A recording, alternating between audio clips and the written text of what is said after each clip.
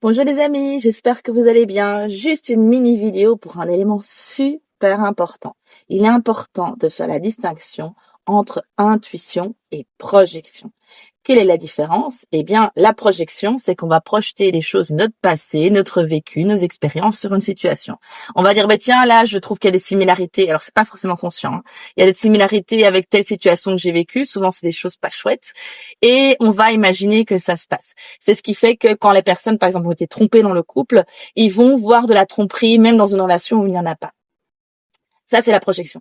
L'intuition, c'est sentir qu'il y a un stud, comme on dit chez nous, qu'il y a un problème, et on ne sait pas pourquoi.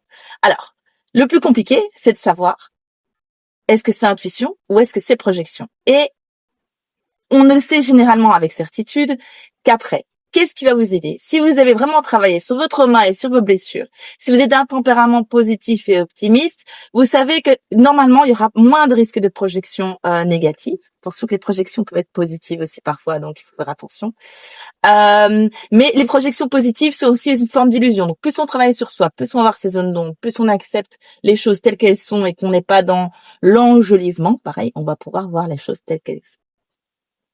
Alors, autre chose aussi qui est important, avec l'expérience et le travail sur soi, on va connaître nos triggers, c'est-à-dire nos déclencheurs, les choses qui vont venir nous toucher. On va sentir qu'on va être dans un truc émotionnel plus pas chouette. On va se rendre compte que ça nous ramène à des expériences du passé. Et là, on peut se dire, ok, là, je suis en train de vivre des émotions, de vivre des impressions, des ressentis qui sont en lien avec des choses du passé.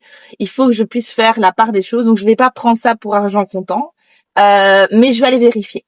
Le meilleur moyen, de toute façon, c'est d'aller vérifier dans la matière.